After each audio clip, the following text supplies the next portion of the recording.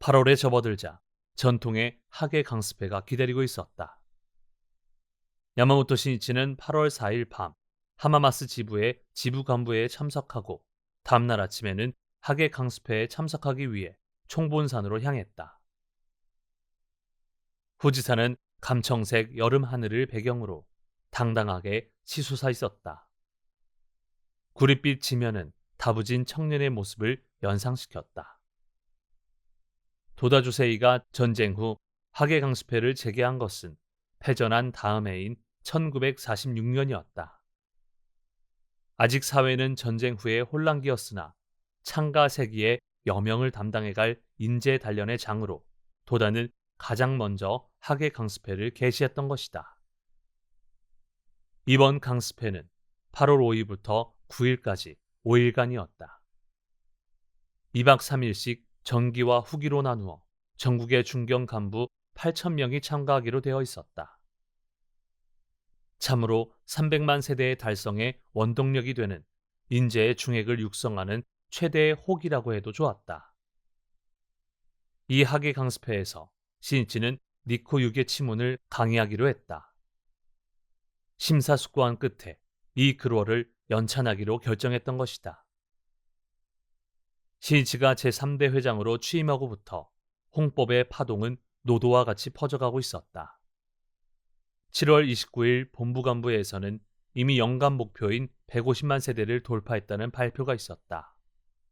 또한 이 자리에서는 간토에 5개의 총지부가 설치되었고 신임 이사 6명도 새롭게 탄생했다.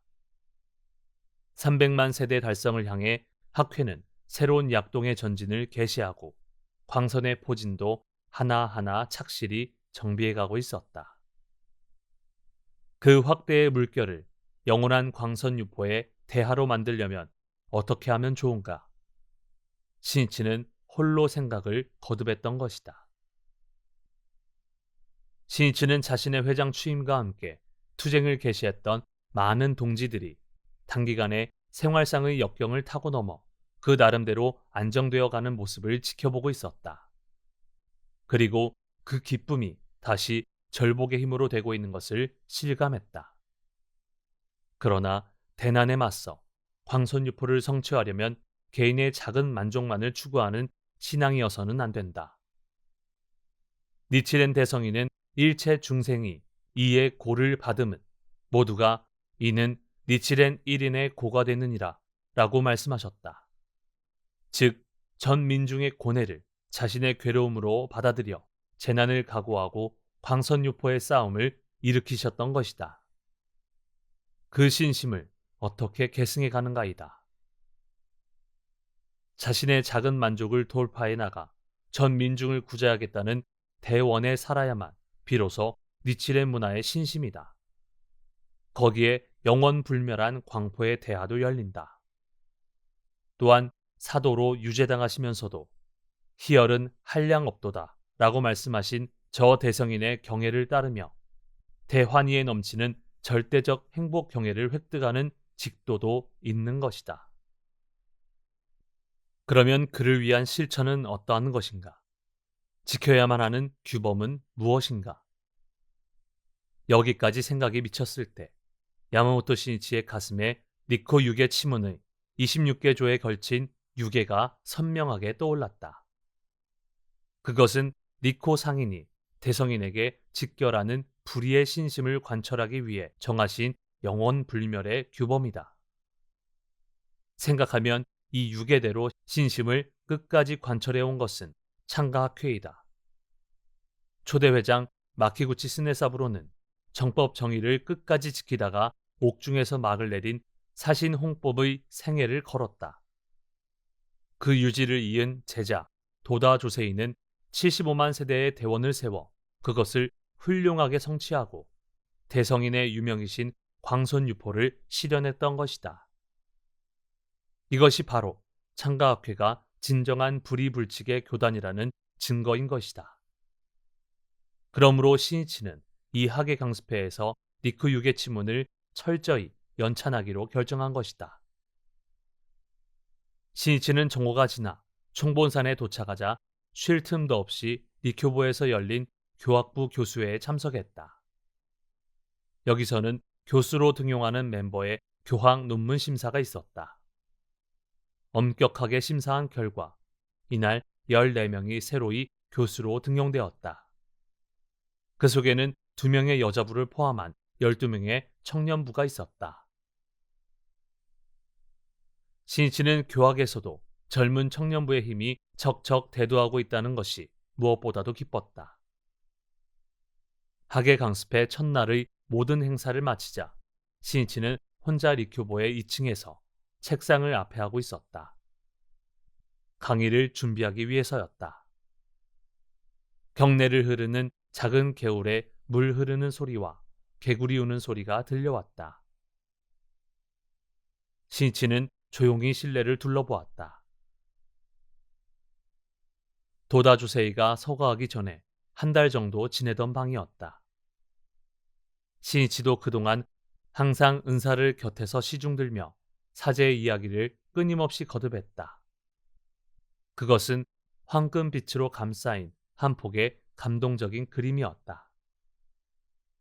신이치는 가슴에서 그리움이 소용돌이치는 것을 느꼈다. 도다는 목숨이 끊어지는 그 순간까지 광선유포의 정신을 직제자인 야마모토 신이치에게 전하려고 했다. 저 3월 16일의 광선유포 기념 식전을 앞두고 신이치가 도다의 몸을 걱정해 만든 가마를 보았을 때에도 너무 크다, 이래서는 전투에 도움이 되지 않는다며 실전에 맞는 입안, 계획이 간요라는 것을 어매로써 가르쳤던 것이다. 또한 신이치가 부패하고 타락한 승려를 청년들이 훈계했다고 보고했을 때 도다는 마지막 남은 힘을 다 쥐어짜듯이 외쳤다. 니치렌 대성인의 정법을 멸하게 해서는 절대로 안 된다. 그것을 막기 위해 종문이 둥지를 틀고 있는 사학과 단호히 싸워라. 알겠나, 신이치? 한 걸음도 물러서면 안 된다. 추격의 손길을 늦추지 마라. 그 지도 하나하나는 정법 정의를 영원히 지키고 광선유포를 이루기 위한 지표였다. 그러한 모든 것은 다름 아닌 생애에 걸친 싸움 속에서 도다가 한 올 한 올 뽑아낸 미래를 생각하는 혼의 외침이었다. 생명을 깎는 단련이고 교육이었다. 신이치는 생전의 스승의 모습이 떠오르자 눈시울이 뜨거워졌다. 신이치는 니치렌 대성인이 돌아가신 후 유계 치문으로 대성인의 정신을 조금도 어긋남 없이 후세에 전하려 하신 니코 상인의 흉증을 아플 정도로 느낄 수 있었다. 니코 상인은 다 함께 대성인의 제자로서 광선유포를 다짐했지만 스승이 돌아가신 후 죄를 짓고도 부끄러워하지 않는 오노승의 모습을 직접 보셨다. 오노승은 권력의 탄압이 두려워 비겁하게도 천태사문이라 지칭하고 어서조차도 재생지로 폐기하거나 소각하여 정법 정의를 파괴해갔던 것이다. 특히 미노부산에서는 석가불상을 조립하는 등 수많은 방법을 저지른 지두, 하기리 사네나가를 학두인 민부 니코가 인정하는 등 니코 상인을 적대하게 이른다. 그로 인해 니코 상인은 어쩔 수 없이 미노부를 이산하셨다. 그 심정은 과연 어떠했을까? 니코 상인은 대단나 난조 도키미스의 정성어린 외호로 후지의 대석사를 건립하고 정법 정의를 지키셨다. 그러나 니코 상인은 그 후지의 청류마저도 신심을 잃게 되면 탕류로 변해 단절될지 모른다고 우려하셨다. 그래서 영원한 신심의 규범으로 유계치문을 남겨놓으셨을 것이다. 신이치는 깊은 감회를 느끼며 어서의 글롤에 시선을 집중했다. 영법 구주를 바라는 니코 상인의 열렬한 유언이 강하게 가슴으로 육박해왔다. 그것은 영원한 미래를 향해 흘러가는 광포의 대하를 개척하려는 뜨거운 맹세로 되어갔다. 강습회는 이틀째로 접어들었다. 하늘은 맑게 개어 있었다. 야마모토 신이치는 여자부 질문회, 남자부 씨름 대회 등 청년의 단련을 위해 정력적으로 뛰어다녔다. 저녁 무렵에는 이사 전원과 함께 도다의 묘소를 참배했다. 300만 세대의 달성에 맹세를 담아 깊은 기원을 올리고 광선유포의 구상을 남김없이 실현해 갈 것을 결의했다. 돌아오는 길에 하라야마 고이치 이사장이 신이치에게 말했다. 현재 새로운 지부들이 많이 탄생했기 때문에 조직의 발전에 걸맞는 많은 간부들이 필요합니다만 그만큼의 인재가 없는 것이 지금의 실정입니다. 그 한 예로 지부장만 해도 옛날의 지부장들과 비교한다면 현격한 차이가 있다고 느낍니다만 아니, 결코 인재가 없는 것이 아닙니다. 반드시 있습니다. 중요한 것은 간부들이 인재를 찾아낼 수 있느냐 하는 것입니다. 아, 예. 인간이란 아무래도 자신의 척도만으로 사람을 평가하기 마련입니다. 예를 들어 자기가 이론적인 타입이면 이론만 따지는 사람 쪽이 인재로 보입니다. 반대로 자기가 그다지 생각하지 않고 행동하는 타입이라고 한다면 자기와 같은 타입의 사람이 인재로 보입니다. 또 자기중심적이고 내가라고 하는 마음이 강하다면 사람들의 공적도 장점도 모른 채 결점만 눈에 띄는 법입니다. 결국 인재를 찾아내는 안목이란 남의 장점을 꿰뚫어보는 능력이라고 할 수 있지 않겠습니까? 그렇게 하려면 자기 경애를 열어가는 수밖에 없습니다. 내게는 오히려 다이아몬드와 같은 인재들이 모여와 있는 것처럼 보입니다. 그 다음은 어떻게 훈련하고 연마할 것인가입니다. 다이아몬드를 연마하려면 연마하는 쪽도 다이아몬드이지 않으면 안 되고 가루가 되지 않으면 안 됩니다. 지금 나는 그것을 전력으로 추진하고자 합니다. 어둠에 묻힌 삼나무 숲으로 선들바람이 불었다. 신이치는 입을 굳게 다물고 음미하듯 거목을 올려다보았다.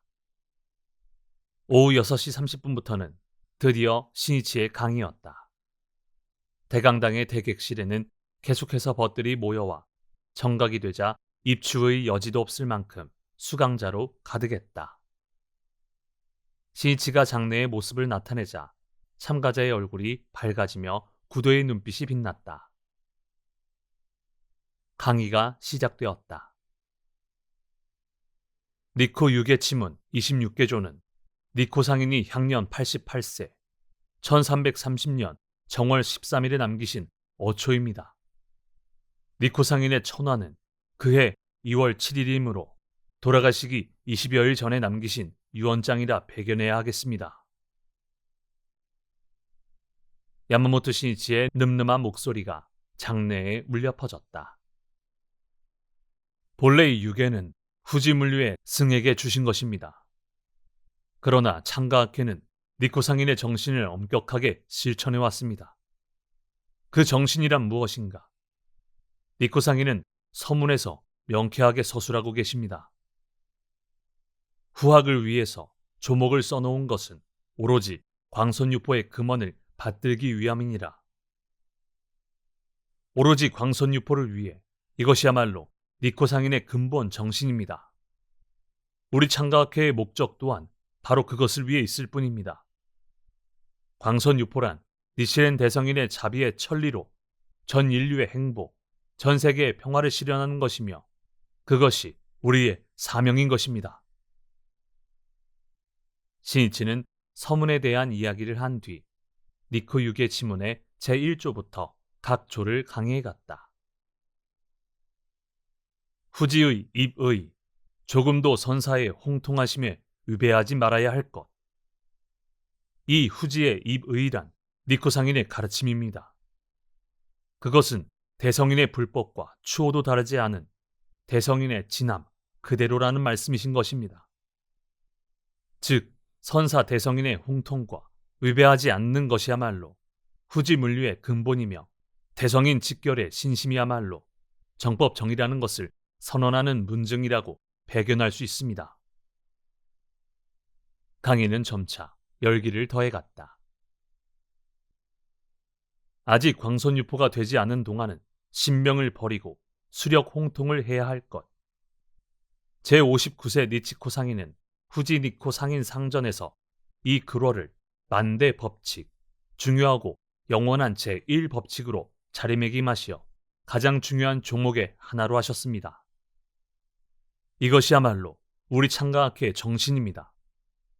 학회는 이 말씀대로 광선유포를 향해 힘차게 전진해 왔습니다. 초대 회장 마키구치 선생님은 전쟁 중 저 군부정부의 탄압을 받으면서도 국가 간요를 부르짖다가 차디찬 감옥에서 73세 일기로 순교의 생애를 마치셨습니다. 그리고 불석 신명의 정신을 현대에 되살리신 것입니다. 그것은 실로 멸하려 했던 대성인의 불법과 대정신을 영원하게 하는 광원이며 또한 창가학회의 정의와 진실을 증명하고 있는 것입니다. 더욱이 제2대 회장이신 도다 선생님 또한 2년간의 옥중 생활을 보내셨습니다. 이 옥중에서 도다 선생님은 자신이 바로 허공회의 회자에 열석한 지용의 보살이라는 것을 깨달으시고 추록하시자 광선유포의 생애를 바치셨던 것입니다. 야마모토 신이치의 목소리에 더욱 힘이 들어갔다. 도다 선생님은 패전에 불타버린 들판에 오직 홀로 서시어 광선유포를 결의하셨습니다. 그 흉중에는 지용의 보살이라는 사명의 불꽃이 붉게 타오르고 있었던 것입니다. 그리고 75만 세대의 대원을 세우시고 회장 취임 후 7년도 채 안 되어 그것을 성취하셨습니다. 이것으로 광선유포는 비로소 현실의 것으로 되었던 것입니다. 대성인 이래 700년, 미문의 광선유포의 문을 도다 선생님과 학회의 손으로 연 것입니다. 니코 상인의 이 유계를 현실에서 실천해온 것은 창가학회밖에 없지 않습니까? 그것은 학회가 니치렌 대성인에게 직결하는 유일한 단체이며 지용의 보살의 모임이라는 것을 가장 훌륭하게 증명하고 있습니다. 그렇다면 우리들의 사명 또한 광선유포야말로 나의 생애라고 정하고 끝까지 그것을 달성하기 위해 살아가는 것 외에는 없습니다. 거기에 참된 신심이 있고 환희 중에 대환희의 인생이 있다는 것을 알아주시기 바랍니다. 다음에 신이치는 수력 홍통의 의의에 대해 언급했다. 광선유포를 인생의 근본 목적으로 하여 각자의 처지에서 각자의 형편에서 대성인의 심부름꾼으로 광선유포에 힘쓰는 것이 신명을 버리고 수력 홍통하는 것으로 통합니다. 광포의 사명에 살아가려고 하면 힘이 나옵니다. 그리고 자기가 있는 그 장소에서 승리하고 행복해진 모습을 사회의 사람들에게 보여가는 것, 그 자신이 광포의 증명이며 그것이 곧 수력 홍통으로 되어가는 것입니다. 신이치는 이마에 땀을 닦으려 하지도 않고 강의를 계속했다. 신견 법중의 행자에 있어서는 하열의 법사라 할지라도 당여 경불의 도리를 따라서 신경을 해야 할 것. 신경 법중의 행자란 몸은 가볍고 법은 중하다라고 읽는 것처럼 정법을 위해 일체를 바쳐가는 행동하는 사람을 말합니다. 당여 경불이란 법화경의 마지막에 있는 보현품의 한 구절로 석존이 보현보살에게 만약 법화경을 수지한 자를 보면 당기 원형, 당여 경불, 즉 마땅히 일어서서 멀리서부터 맞이할 것이며 마땅히 부처를 공경하듯 할지어다 라고 하신 말씀입니다. 이것은 법화경에서 설한 석존의 마지막 설법이며 대성인은 이것을 법화경의 최상 제일의 상전이라 하셨습니다. 실로 의의 깊은 말씀입니다. 즉 경문대로 법화경을 수지하고 넓히는 사람이야말로 가장 존귀하며 부처와 같이 공경하지 않으면 안 된다는 말씀입니다. 법을 위해 무엇을 했는가 하는 실천, 행동이 중요한 것입니다. 대성인의 말씀대로 행동하는 사람이 가장 위대하고 존귀하다는 것을 교시하는 것이 바로 이 글월입니다. 신경 법중의 행자는 현대에서는 마키구치 선생님이며 도다 선생님이십니다.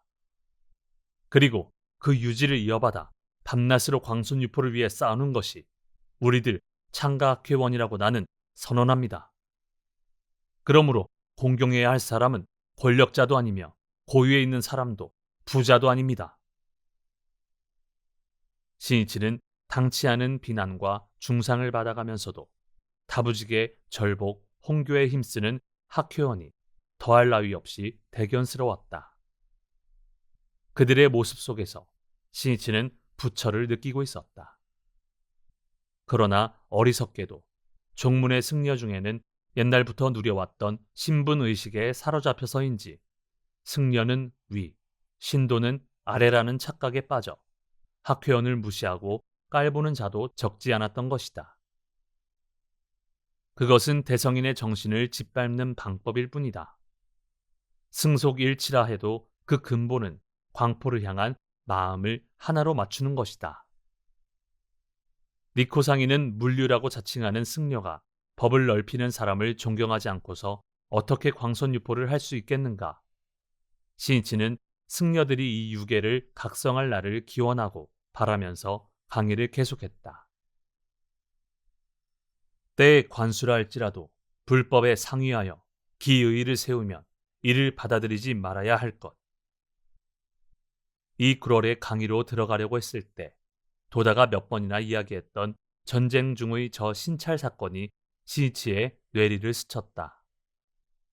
군부정부로부터 신찰을 받아들이도록 강요당한 종무는 이에 굴복, 1943년 6월에 회장 마키구치 스네사부로와 이사장 도다 조세이를 비롯한 간부들에게 등산을 명하고 법주의 입회 아래 학회도 일단 신찰을 받아들이는 것이 어떤가라고 제안했다.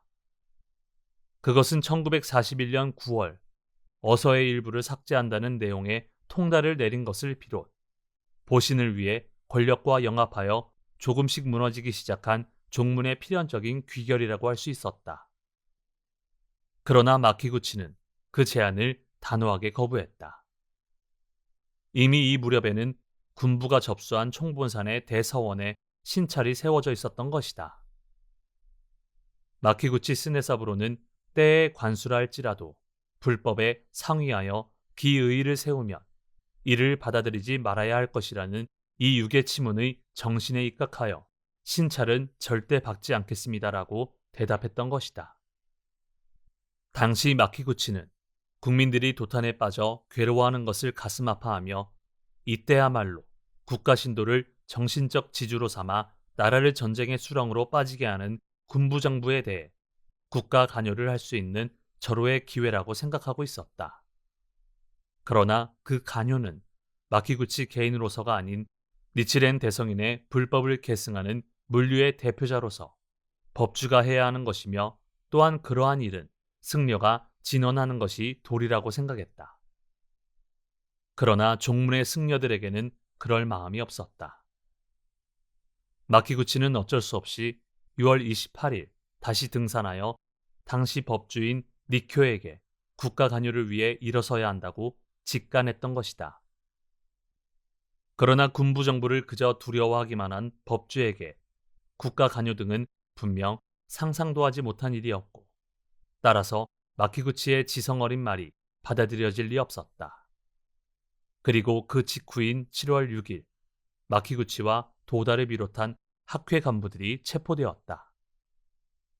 대범난이 학회를 덮쳤던 것이다. 마키구치 일문이 체포되자 종무는 부랴부랴 학회를 신도에서 제명하고 등산을 금지했다. 관련되는 것이 두려웠기 때문이다. 실로 관수, 자신의 손으로 정법 정의를 왜곡하고 대백법을 파멸시키려 했던 것이다. 그러나 정법 호지의 용자인 창가학회가 그 대성인의 신심의 혈맥을 보존했다.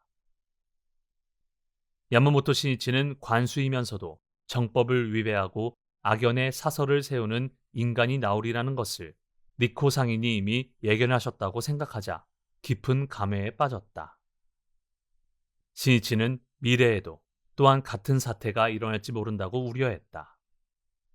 그러나 이날의 강의에서는 많은 것은 말하지 않았다. 때의 법주 상인이라 해도 대성인의 가르침에 불법에 상위하여 기의, 즉 제멋대로의 교의를 설한다면 그것을 인용해서는 안 된다는 말씀입니다. 신이치는 의의만을 간결하게 말했다. 종문이 2번 다시 법멸의 과오를 되풀이하지 않기를 간절히 바라며 중의라 할지라도 불법에 상의가 있으면 관수는 이를 물리쳐야 할 것. 이것은 앞에 그럴과 짝을 이루고 있습니다. 이번에는 반대로 중의, 즉 설령 모두 함께 정한 것이라도 그것이 불법에 상위하게 된다면 이를 타파해 가시라는 진함입니다. 결국 가르침의 근본은 어디까지나 니치렌 대성인의 말씀입니다. 어서가 아니면 안 된다는 것입니다. 하켈은 마키구치 선생님 일에 어서가 근본입니다. 그 어서 말씀대로 실천해 왔기 때문에 수많은 법난도 다투어 일어났습니다. 그러나 그렇게 함으로써 어서를 몸으로 읽을 수 있었고 법화경 행자로서 신심의 정도를 나아갈 수 있었습니다. 그렇기 때문에 학회의 신심의 공덕은 무량합니다. 영원한 복덕을 쌓을 수 있습니다. 우리들은 앞으로도 어서를 심간에 새겨 광선유포에 매진해 가시지 않겠습니까? 강의는 순조롭게 진행되어 마침내 26개조가 끝났다. 시간은 순식간에 지나갔다. 신이치는 손목시계를 살짝 보았다. 이미 8시 반이 다 되었다. 여러분, 좀 더 해도 괜찮겠습니까? 피곤하지 않습니까?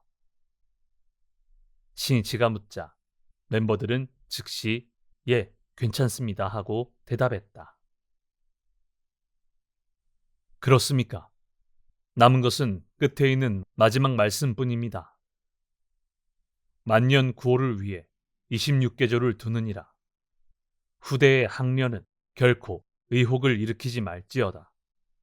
이 중에 1개조일지라도 범하는 자는 니코의 만류라 할 수 없느니라.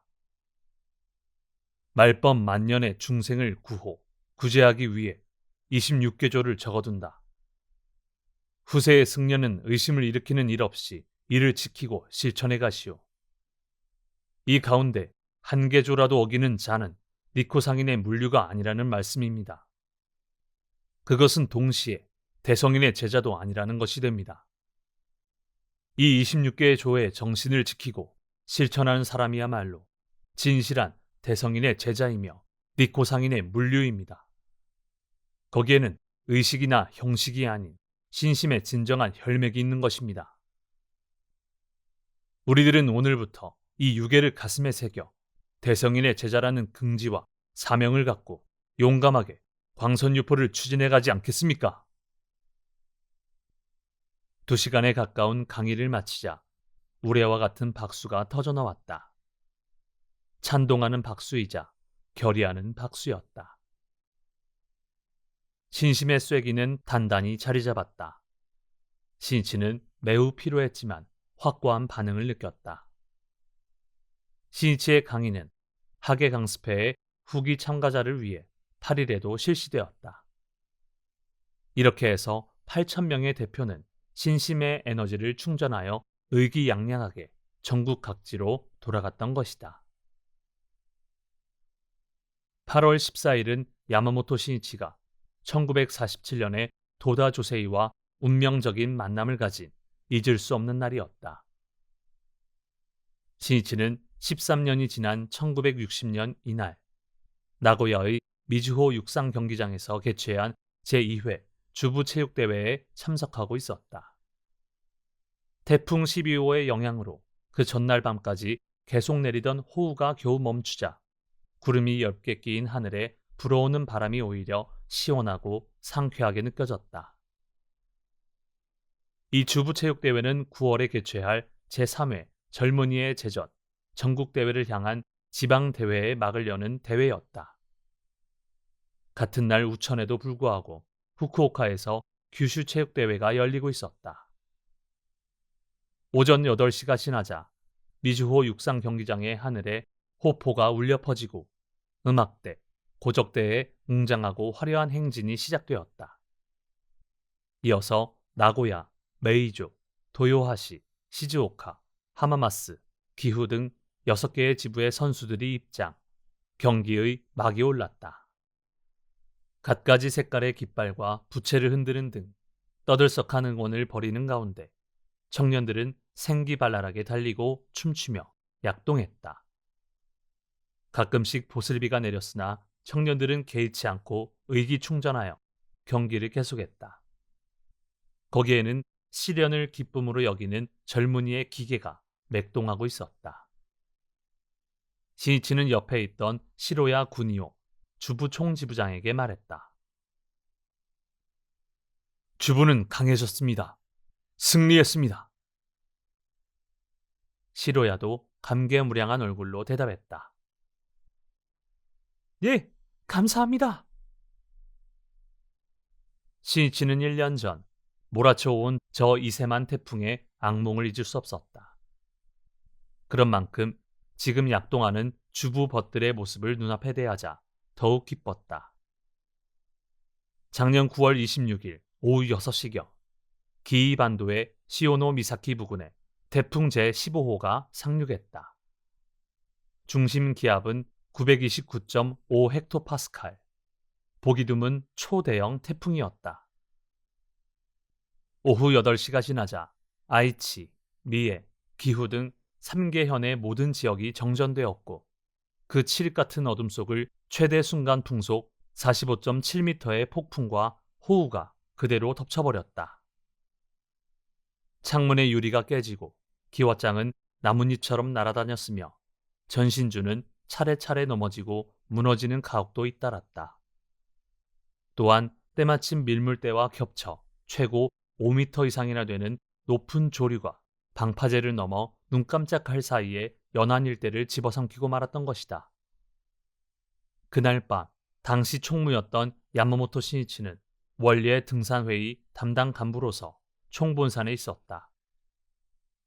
휩쓸어버릴 듯 불어대는 돌풍에 총본산의 정원수들도 쓰러질 듯이 흔들리고 있었다. 라디오에서 흘러나오는 태풍 정보를 들으며 야마모토 신이치는 가슴 아파하고 있었다. 태풍이 지나가는 길목에 있는 주부의 동지들은 괜찮을까? 라디오 뉴스는 시간이 지남에 따라 커다란 피해가 확산되고 있다고 전했다. 시이치는 벗의 안부가 걱정되어 뜬 눈으로 하룻밤을 지샜다. 다음날 시이치는 곧바로 나고야로 달려가려고 했으나 교통편이 끊어져 어쩔 수 없이 도쿄로 돌아왔다. 뉴스에 따르면 도쿄 도내에서도 침수 지역이 나올 만큼 피해는 규슈를 비롯한 전국으로 확산되어 있었다. 시이치는 즉시 전국 회원들의 피해 상황을 파악하는 데 힘썼다. 그러나 태풍이 직접 덮친 지역은 통신망이 두절된 곳이 많아 상세한 피해 상황을 파악할 수 없었다. 시이치는 점점 불안해졌다. 현지에 가야만 한다. 그러나 구조활동의 총지휘를 해야만 하는 그 자신이 본부를 비울 수는 없었다. 시이치는 곧바로 청년부 최고 간부를 피해 지역에 파견하여 구조활동을 하도록 지시했다. 또한 기소강, 나가라강 등의 범람으로 아이치와 미에 사이에 교통이 단절되었다는 것을 알자 시이치는 간사이 본부에 연락, 간사이에서 미에 방면으로 즉시 간부를 파견하여 구조활동을 하도록 요청했다. 나아가 전국에 구호물자의 협력을 의뢰하고 수송수단을 확보하는 등 차례로 조치를 취했다. 전화가 일부 복구되어 나고야 동지들에게서 본부로 피해 상황 보고가 들어온 것은 이틀 후인 28일이었다. 이 보고에서는 특히 나고야시 남부에 위치한 미나토구, 미나미구는 거의 전역이 물에 잠겨 피해가 극심했다고 한다.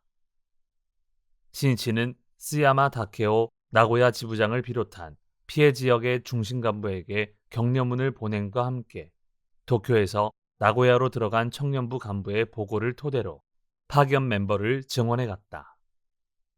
나고야에서는 아이치회관에 설치한 재해대책본부를 중심으로 구조활동이 진행되고 있었다.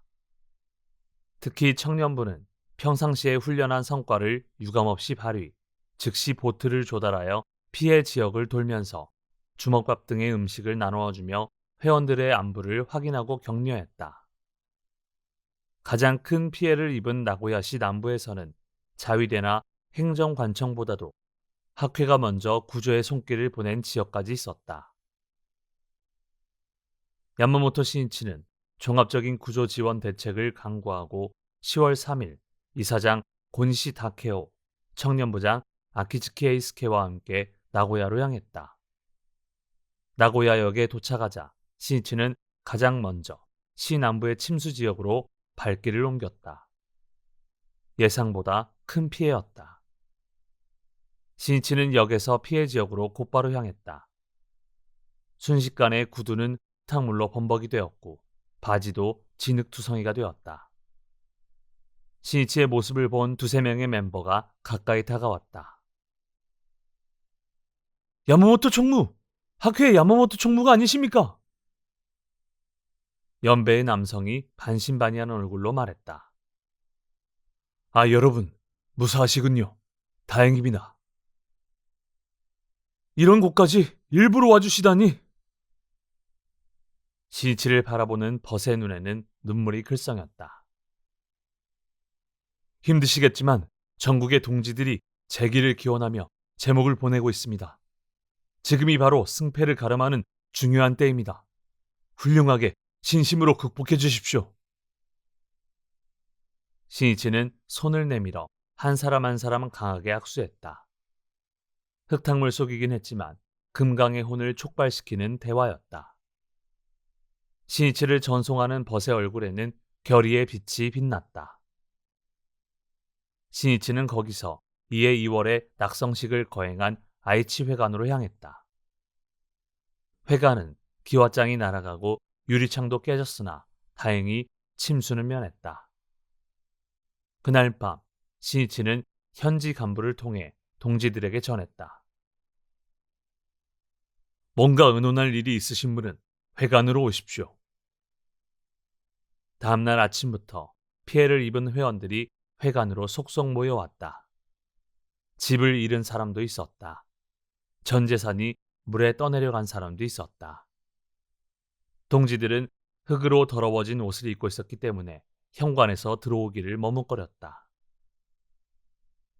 지금 그대로도 괜찮습니다. 들어오십시오.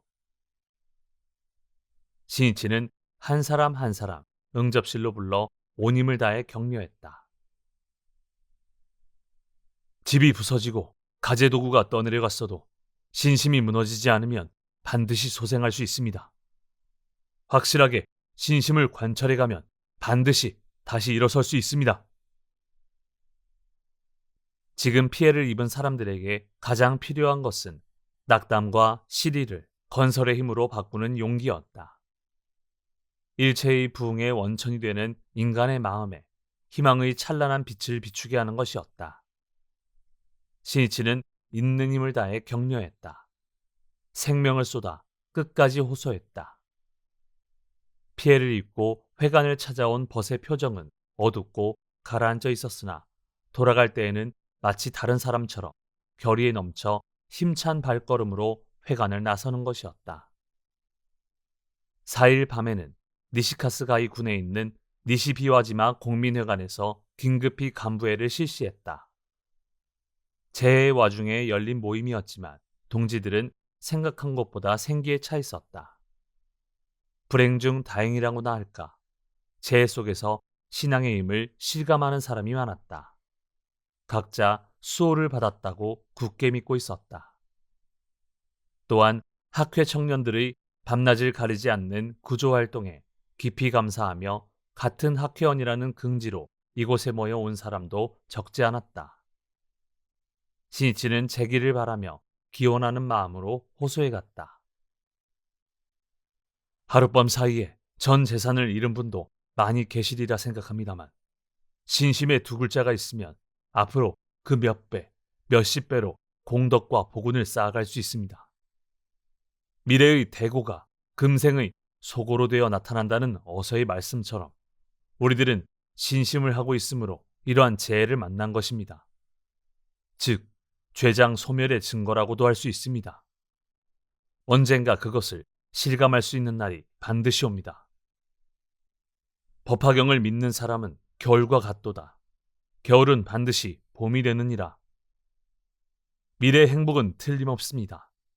인간의 진가는 가장 힘들고 괴로울 때 어떻게 살았는가로 결정됩니다. 또한 용기의 사람, 희망의 사람이 있으면 주위 사람들도 힘을 낼 수 있습니다. 학회원이신 여러분에게는 가족을 비롯하여 이웃의 벗을 격려하며 용기를 북돋워줘야 할 사명이 있습니다. 모든 것을 신심의 도약대로 삼아 훌륭하게 변덕위약해 주시기 바랍니다. 그리고 신심 승리의 실증을 끝까지 보여주시기 바랍니다. 신이치는 그 후에도 계속하여 피해를 입은 동지를 위문하기 위해 미에의 요카이치 방면으로 향했다. 그러나 아이치, 미에 방면의 교통망이 여전히 불통인 관계로 기후와 간 사이를 경유하여 미에에 들어간 것은 5일이 되어서였다. 신이치의 흉중에는 동지를 이대로 불행하게 만들지 않겠다는 강한 염원이 소용돌이치고 있었다. 신이치는 요카이치 방면에서도 흙과 땀투성이가 되면서도 만나는 사람마다 격려의 말을 건넸다. 신이치는 격려를 계속하면서 가는 곳마다 간사이를 비롯한 각지의 동지들이 구조활동에 협력해 준 것에 깊은 감사를 표했다. 식료품이나 의류 등의 구조물자도 피해지에 속속 전달되고 있었다.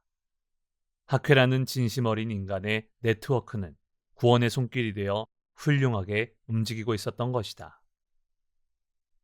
이세만 태풍으로 인한 전국의 사망자, 행방불명자는 5,098명, 부상자는 38,921명으로 실로 대참사가 아닐 수 없었다.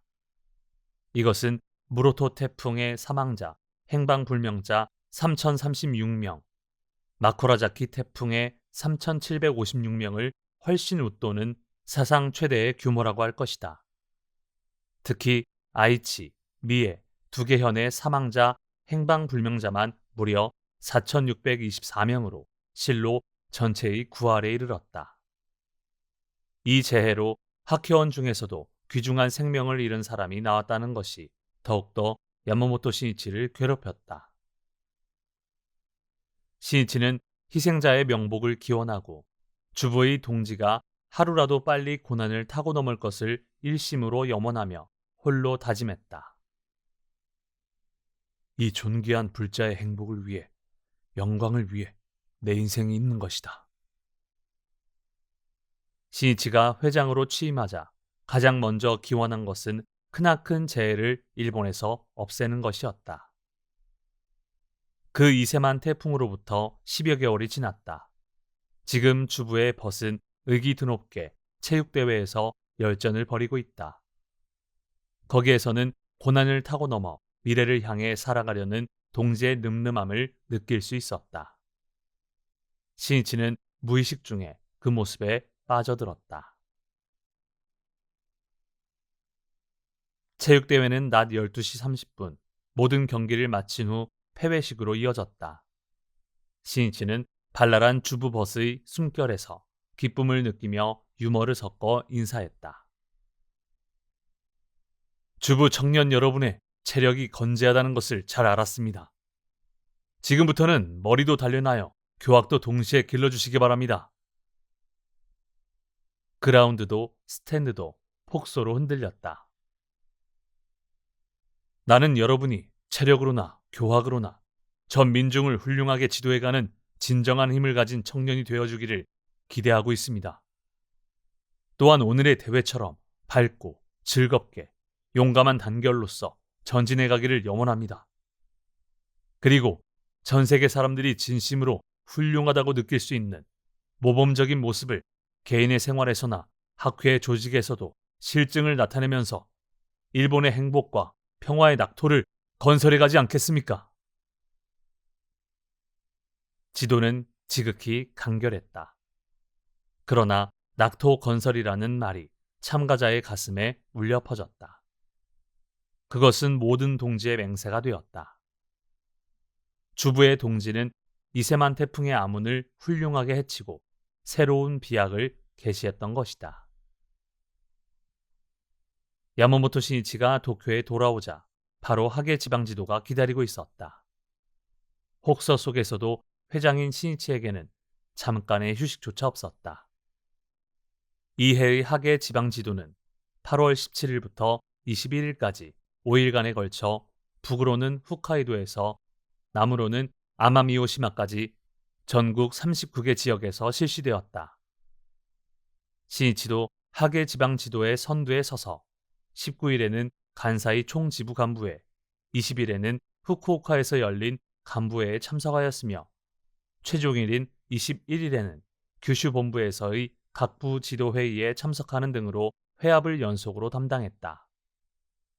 그리고 26일에는 사포로로 날아갔다.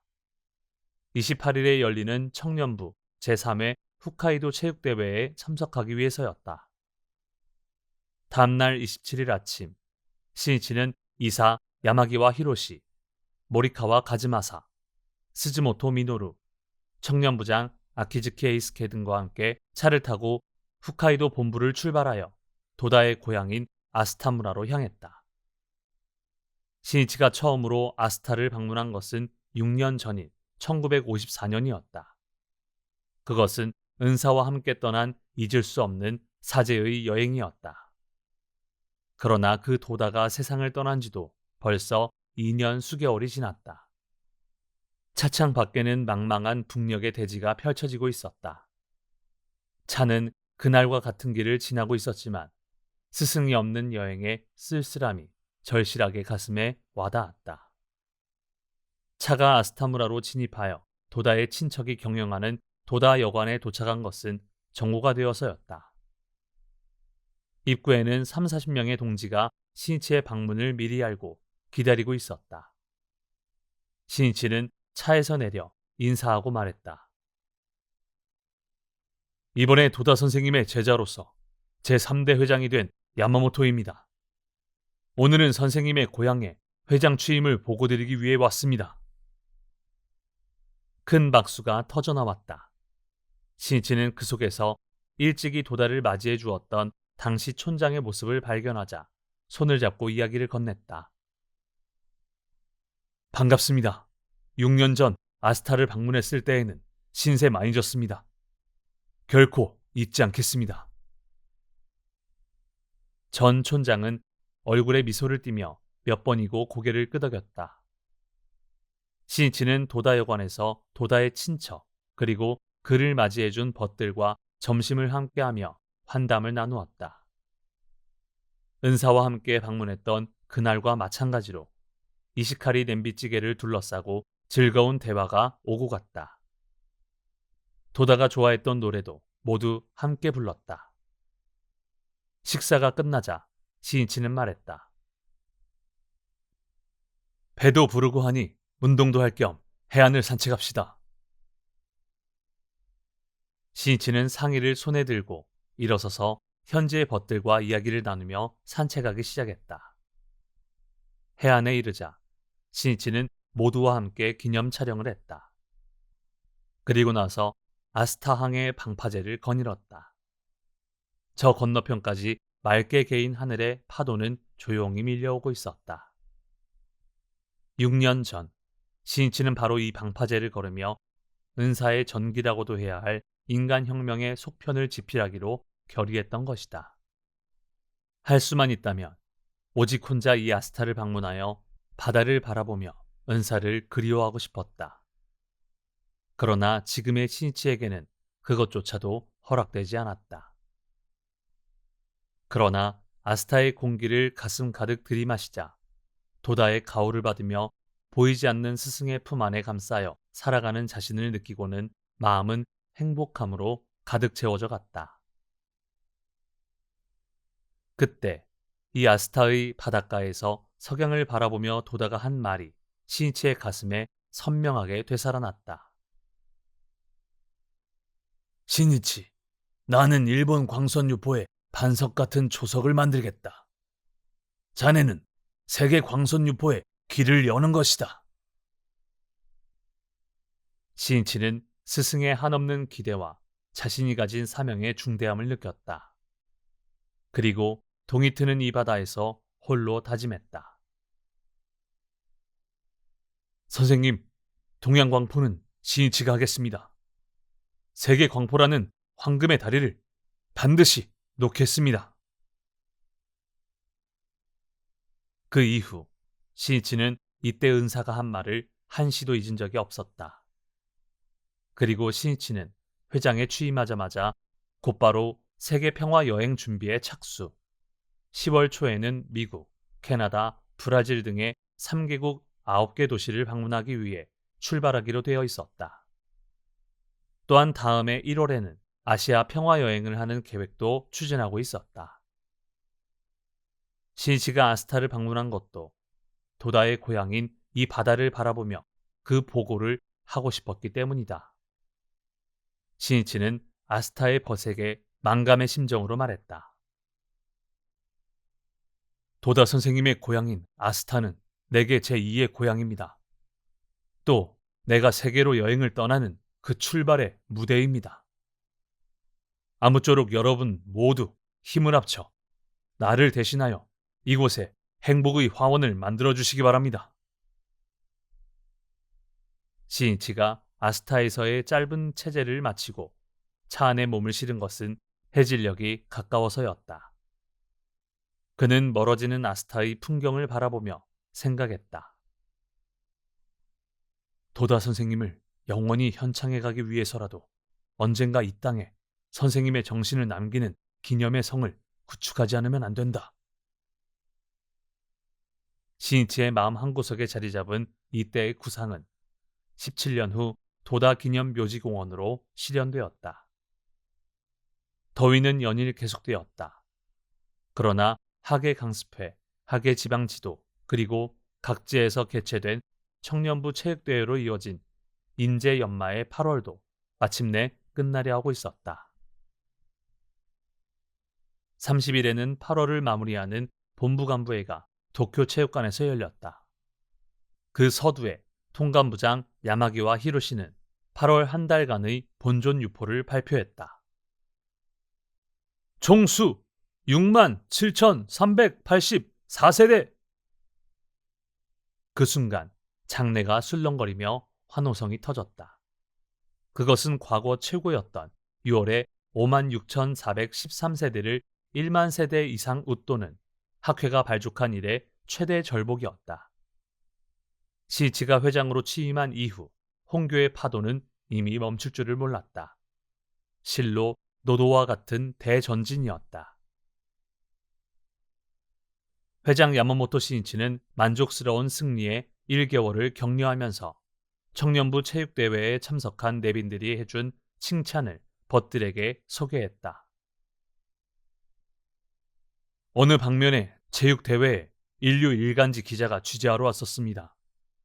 각종 경기를 관전한 후 기자는 지금까지 들어왔던 창가학회와 직접 눈으로 본 창가학회는 엄청난 차이가 있다. 전혀 다르다며 감탄했습니다. 그리고 이렇게 많은 사람들이 환희에 차 있고 또한 단결하여 전진하고 있다는 것은 그 근저에 무엇인가 위대한 철학이 있을 것이라고 하며 돌아갔습니다. 큰 박수가 터졌다. 억측과 편견으로 가득 찬 백문도 살아가는 기쁨으로 빛나는 현실의 모습을 일견하면 덧없는 이슬처럼 사라지는 것이다. 체육대회 그 자체는 여러 학교나 기업에서도 연중 행사로 실시하는 것이고 결코 새로운 것이 아니다. 그러나 학회의 체육대회에는 매스게임 하나에도 청년의 생명이 약동하고 있으며 연기하는 한 사람 한 사람에게 환희의 빛남이 있다. 더욱이 그 한 사람이 한 사람으로서 빛을 내면서도 조화를 이루며 마음과 마음의 단결이라는 미를 가지고 있는 것이다.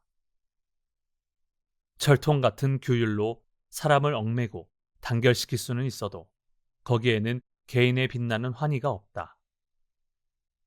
학회의 체육대회를 수놓은 개인과 전체의 조화라고 하는 그 묘는 신앙에서 오는 이체 동심을 이룬 모습의 결실이라 해도 좋다. 언론인의 예리한 이성의 눈은 적확하게 그것을 간파한 모양이다. 신치는 또한 사회에서 인격을 빛내가는 것이 신심의 증명이라고 언급한 뒤 승리하고 난 후에 투구꾼을 더욱 조여매라고 강조하고 새로운 마음으로 전진하기를 호소하며 지도했다. 청년부 체육대회는 9월에 접어들어서도 활발하게 이어졌다. 3일에는 도쿄에서 제1회 수상경기대회가 열렸고 다음 날 4일에는 제7회 도쿄 체육대회가 열렸다.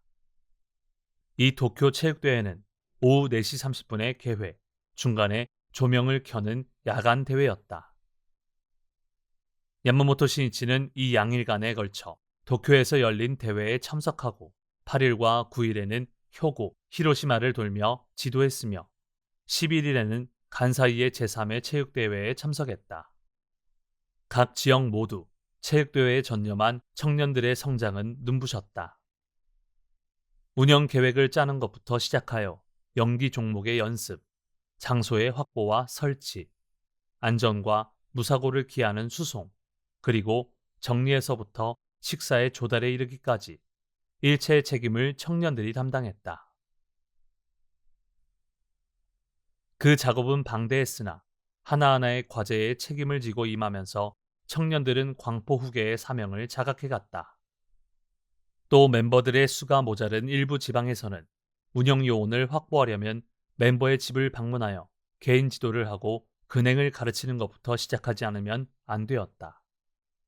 게다가 학회의 체육대회는 광포의 전진을 증명해야 한다는 일념 아래 출전하는 사람과 운영 요원이 각자 포교를 맹세, 서로 격려하여 모두가 절복을 달성하고 집결한 지역도 있었다. 일이나 면학에 힘쓰며 체육대회를 대성공한 청년들의 새까맣게 그을린 얼굴에는 자신감과 환희, 긍지가 넘쳤으며 또한 그 청년들의 모습은 한층 더 늠름해져 갔다. 신이치는 그런 모습을 보는 것이 기뻤다. 청년의 단련을 위해 각 방면의 청년부 체육대회를 실시하자고 제안한 것은 신이치였다. 사람을 육성하기 위해서는 커다란 책임을 부여하고 실제로 시켜보는 것이 중요하다. 사람은 책임을 자각하고 진지해지면서 힘을 늘려가기 때문이다.